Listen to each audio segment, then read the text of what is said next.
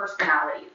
Mayumi loves being surrounded by people in various environments, whether they are an old friend, a new coworker, or a fellow Toastmaster. Her fun-loving and optimistic personality make her agreeable, but sometimes there's a bit more to what's on the surface. Please welcome her to the stage, Mayumi Evangelista, the many personalities, Mayumi Evangelista.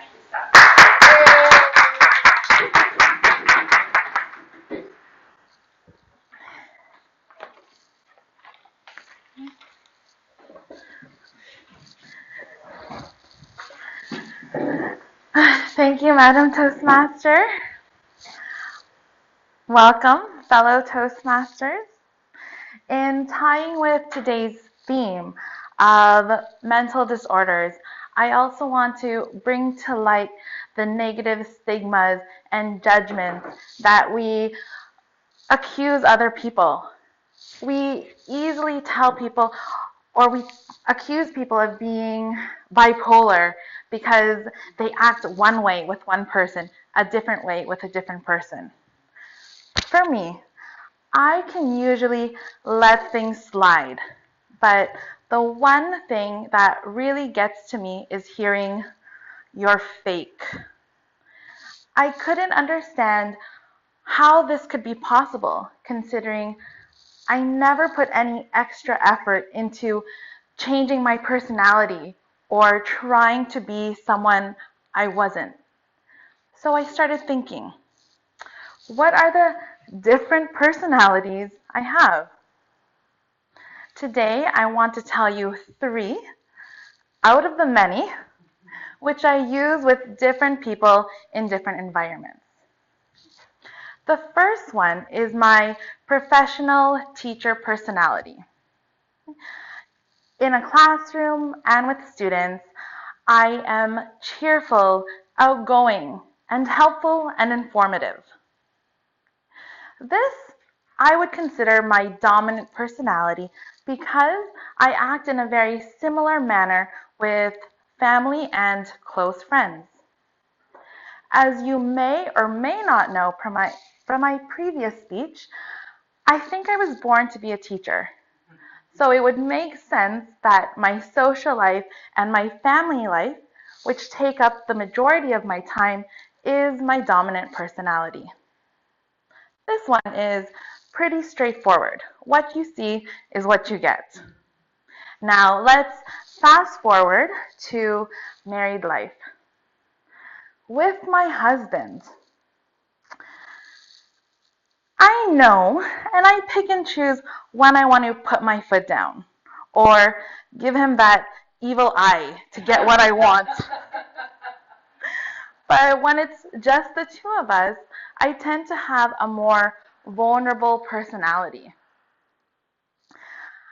I always ask him to open my jars, to reach for the top shelf, even though he bought me a stool and placed it perfectly where it should be.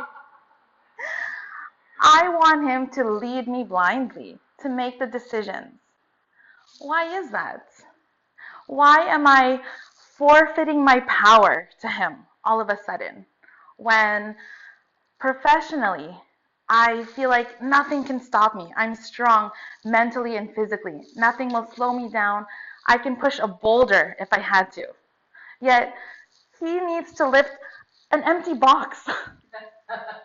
For this personality, I blame Disney. He is my knight in shining armor.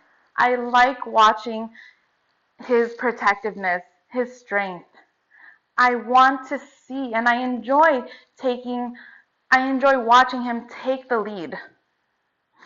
In this situation, I'm not forfeiting my power. I'm not acting weak. I'm playing out my own fairy tale. This might also be because I want to be a princess, partially. You should have seen my wedding dress. Bam! Now, for the third one, I can get pretty scary. I don't just rage at every small imperfection or bad service. But when push comes to shove, don't mess with me. For family and a few friends that know me, I am that go-to person if you need someone to complain for you. I am pushy, loud, unapologetic. I am that nightmare no one wants to deal with. That unfortunate incident that starts the ripple to someone's bad day. And as much as I don't want to admit it, it comes naturally too.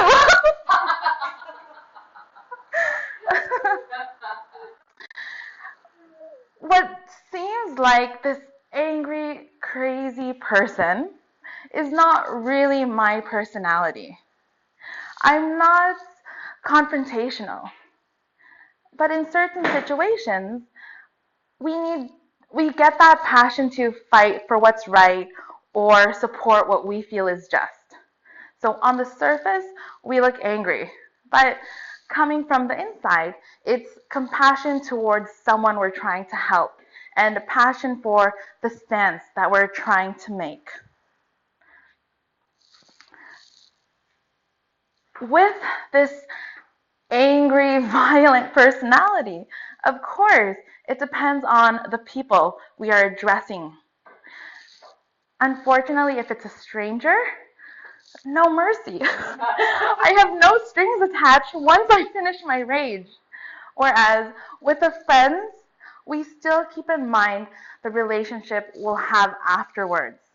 So the personality that we have, whether it's good or bad, really also depends on who we're speaking to. All in all, along with being that wicked witch, I'm someone who loves to give help, but also loves to get spoiled.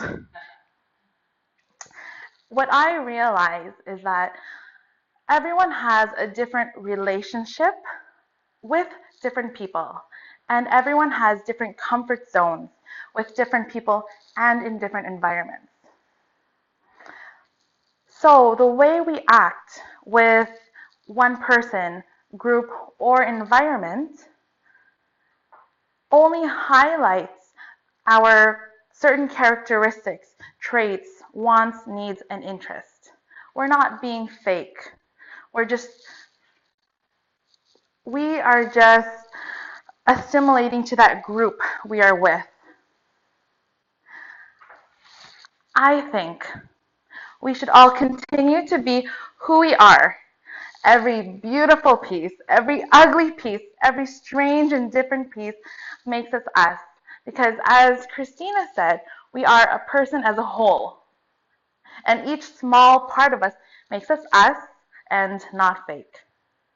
So go on and just be yourself. Thank you, Madam Toastmaster.